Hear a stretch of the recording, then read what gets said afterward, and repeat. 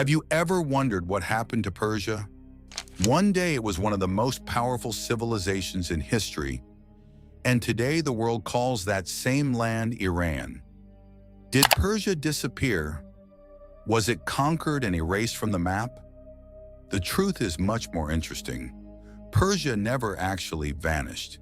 Instead, the world slowly began calling it by a different name. And behind that change lies a story of ancient empires, powerful rulers, foreign invasions, and a decision made in the 20th century that changed how the entire world refers to this ancient land. To understand this story, we need to go back thousands of years to a region called the Iranian Plateau. This land is surrounded by mountains and deserts and was also part of many ancient trade routes. Because of its location, many early civilizations developed there. Around the second millennium BCE, groups called the Indo-Iranian peoples arrived in this region. They spoke early Indo-European languages, which were distant relatives of many languages spoken today in Europe and parts of Asia. Among these people, two groups became very important: the Medes and the Persians. The Medes settled in the northwest and built a strong kingdom. The Persians settled farther south in a region called Pars, which is known today as Fars. The name Persia actually comes from this region. At first, the Persians were not the powerful group. The Medes controlled most of the area. But everything changed in the 6th century BCE when a great leader appeared among the Persians. His name was Cyrus the Great. Cyrus united the Persian tribes and later defeated the Medes. After gaining power, he began expanding his control into nearby lands. By doing this, he founded one of the greatest empires in ancient history, the Achaemenid Empire. Under Cyrus and the rulers who came after him, this empire became extremely large. At its peak, it stretched from the Indus River in South Asia to Egypt and parts of southeastern Europe. It was one of the largest empires the world had ever seen. What made Cyrus different from many other conquerors was the way he ruled. Instead of forcing conquered people to give up their culture or religion, he usually allowed them to keep their traditions. This helped many different groups live peacefully under Persian rule. After Cyrus, another important ruler strengthened the empire even more. His name was Darius I. Darius divided the empire into provinces to make it easier to govern. He also built a large road system and improved communication and administration across the empire. These systems helped manage a huge land filled with many cultures, languages, and religions. Because of its size and organization, many historians consider the Persian Empire one of the earliest examples of a global superpower. However, no empire lasts forever. In 334 BCE, a young king from Macedonia began a military campaign that would change history. His name was Alexander the Great. Alexander and his army defeated the Persian forces in several important battles. In time, the Achaemenid Empire collapsed, but Alexander did not try to destroy Persian culture. Instead, he respected many Persian traditions. He wore Persian clothes, married Persian nobles, and used many Persian systems of government. His goal was to combine Greek and Persian cultures. After Alexander died in 323 BCE, his empire quickly broke apart. Different rulers controlled different regions.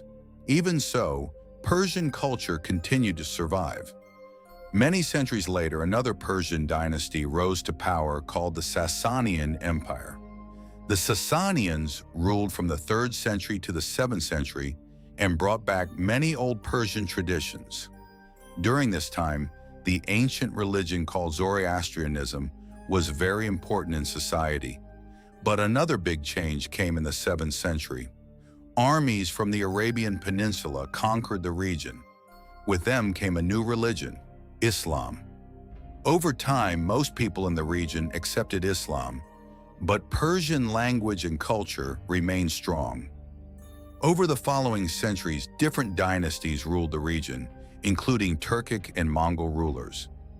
Even during these changes, Persian culture continued to influence poetry, science, art, and architecture across much of the Islamic world. In the 16th century, a powerful dynasty called the Safavid Empire came to power. The Safavid rulers made an important decision that shaped the identity of the region. They made Shia Islam the official religion of their state. This helped make the region different from many neighboring countries where Sunni Islam was more common.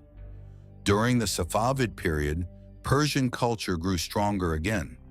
Architecture, poetry, education, and scholarship developed greatly, and the region became an important cultural center. Interestingly, for many centuries, the people living in the country often called their land Iran. The word Iran comes from an ancient term meaning land of the Aryans, referring to the early Indo-Iranian peoples. However, people outside the country, especially in Europe, continued using the name Persia. This name had been common since the time of ancient Greek historians, so for a long time both names existed at the same time. People inside the country often said Iran, while most of the outside world said Persia. This continued until the 20th century. In 1935, the country's ruler, Reza Shah, made an important decision. He asked foreign governments to officially use the name Iran instead of Persia in international communication. He wanted the country to be known by its traditional local name and to present a modern national identity to the world. After this request, governments, maps, and international organizations gradually began using the name Iran. But this did not mean Persia disappeared. The word Persia is still used today when people talk about the country's ancient history and culture. For example, people still speak about Persian carpets, Persian poetry, Persian art, and the Persian Empire. So Persia did not disappear from history. It simply became the historical name of an ancient civilization, while Iran became the official name of the modern country. The story of Persia and Iran shows how a simple change in name can represent thousands of years of history, culture, and identity. And behind that name is one of the oldest and most fascinating civilizations in the world,